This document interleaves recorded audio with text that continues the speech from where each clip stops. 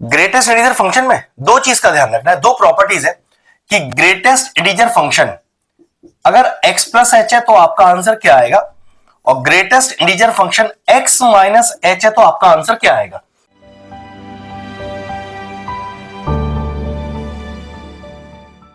Hello friends, आज हम topic discuss करें क्लास 12 से। चैप्टर लिया हमने डिफरेंशिएशन और जो टॉपिक है वो है डिफरेंशिएबिलिटी। एक बहुत ही शानदार क्वेश्चन लिया है जिसमें ग्रेटेस्ट इंटीजर फंक्शन का इस्तेमाल है। अगर हम अपने सीबीएसई सिलेबस की बात करें तो ग्रेटेस्ट इंटीजर फंक्शन के ऊपर बहुत सारा सिलेबस हमारे पास है नहीं, उनके ऊपर बेस्ड क्वेश्चन भी बहुत ज्यादा नहीं है, ना ही स्कूलों में या कोचिंग्स में उसका अच्छा से प्रैक्टिस किया जाता है। तो चलिए इसी के ऊपर बेस्ड डिफरेंशिएबिलिटी करके दिखाते हैं। उससे पहले दो नियम है ग्रेटेस्ट इंटीजर फंक्शन के, अगर आपको वो दोनों नियम पता है तो ये क्वेश्चन करना आपको फिर दिक्कत नहीं करेगा, क्योंकि डिफरेंशिएबिलिटी का तो एक पैटर्न है, उस पैटर्न को आपको ध्यान रखना है, क्वेश्चन आराम से हो जाएगा। चलो देखो जरा, ग्रेटेस्ट इंटीजर फंक्शन में दो चीज का ध्यान रखना है, दो प्रॉपर्टीज है कि ग्रेटेस्ट इंटीजर फंक्शन अगर x प्लस एच है तो आपका आंसर क्या आएगा, और greatest integer function x minus H है तो आपका आंसर क्या आएगा। अगर ये दो रूल, दो प्रॉपर्टी आप याद रख पाओ तो फिर मुझे लगता नहीं कि ग्रेटेस्ट इंटीजर फंक्शन में कभी आपको दिक्कत आएगी। ध्यान रखना, अगर ग्रेटेस्ट इंटीजर फंक्शन हो और क्वेश्चन x प्लस एच की फॉर्म में हो तो हमेशा आंसर x आएगा इसका, बस ये याद रखो, रट्टा लगा सकते हो, ये कंसेप्ट कभी गलत होगा ही नहीं आपसे। लेकिन अगर ये x माइनस एच हो तो ध्यान रखना आंसर आएगा x माइनस का 1। अगर ये दो बात याद रख लो तो फिर एकदम परफेक्ट तरीके से आप ग्रेटेस्ट इंटीजर फंक्शन का क्वेश्चन सॉल्व कर पाओगे। इसी कंसेप्ट को यूज करते हुए स्टार्ट करते हैं डिफरेंशिएबिलिटी। अब डिफरेंशिएबिलिटी कैसे करते हैं, हमें निकालना है लेफ्ट हैंड डेरिवेटिव LHD और राइट हैंड डेरिवेटिव। चलिए वही स्टार्ट करते हैं। तो सबसे पहले LHD left hand derivative, representation कैसे होता है इसका, लिमिट x टेंड्स टू, देखो किस पे चेक करना है, 2 पर, और क्योंकि LHD चेक कर रहे हैं तो 2 माइनस क्या फॉर्मूला है, fx minus f of a upon x minus a। fx तो आपका फंक्शन ही है, a क्या चीज है, a ये जिस पर हमें चेक करना होता है इसी को आप a बोलते हो, ठीक है। तो fx हो गया, fa हो गया, नीचे x minus a as it is, लेकिन हमें कैसे लिखना होता है, लिमिट h टेंड्स टू 0। तो h टेंड्स टू 0 लिखने से मेरे क्वेश्चन पे क्या फर्क पड़ेगा, f ये fx हो जाएगा 2 minus h minus f of 2 upon, जहां x लिखा है वहां मैंने 2 माइनस h ही तो लिखा है, तो इस वाले x में भी लिखिए 2 माइनस h माइनस का a। Now what is a, अभी बताया था, ये जिस पर चेक करते हैं उसे a बोलते हैं। तो ये हो गया 2, चेक करो 2 से 2 कैंसिल हो गया, क्या बचा, limit s tends to 0 f2 minus h minus of f2 whole upon minus h।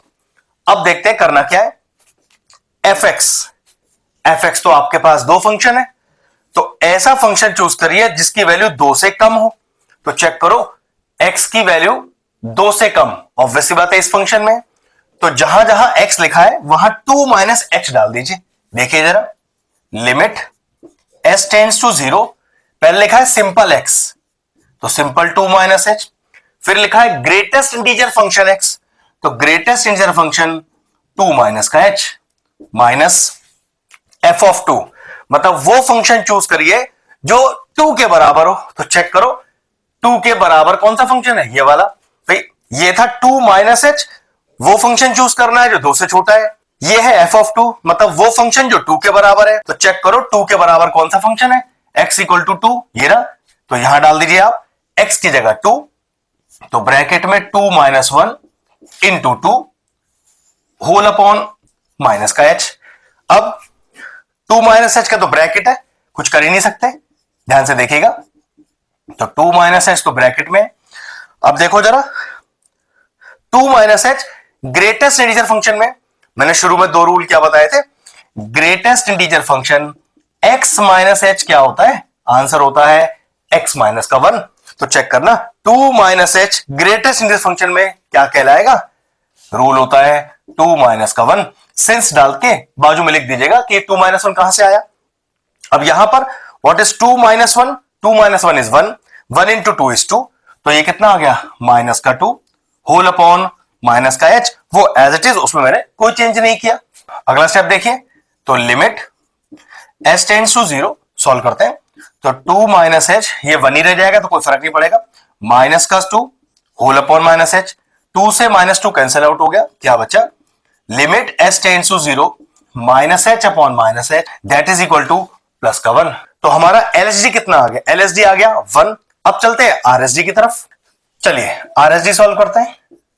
RSD कैसे लिखा जाता है कि लिमिट x टेंड्स टू 2 पे तो चेक कर रहे हैं 2 प्लस प्लस शो करता है कि हम आरएसडी सॉल्व कर रहे हैं। जब एलएसडी सॉल्व कर रहे थे तो 2 माइनस लिखा था, फॉर्मूला वही रहेगा fx माइनस का fa अपॉन x माइनस ए। चलिए वैल्यू पुट करते हैं। सबसे पहले चेंज क्या होगा? Limit s tends to 0। तो फिर हमारे इस क्वेश्चन पे क्या फर्क पड़ेगा? जैसे एलएसडी सॉल्व करते समय हम लिखते हैं 2 माइनस एच, तो आरएसडी सॉल्व करते समय क्या लिखेंगे? हम लिखेंगे 2 प्लस एच माइनस का fa। नाउ a का वैल्यू तो 2 होता है, तो f ऑफ 2 होल अपॉन फिर x की जगह 2 प्लस एच में देखो ना x की जगह 2 प्लस एच लिखा है, तो ये हमारा x की जगह 2 प्लस एच लिखना पड़ेगा माइनस का a जो कि है 2। सॉल्व करते हैं, माइनस 2 प्लस 2 ये कैंसिल आउट हो गया, बचा क्या? Limit s tends to 0 f of 2 plus h minus of f of 2 whole upon में h।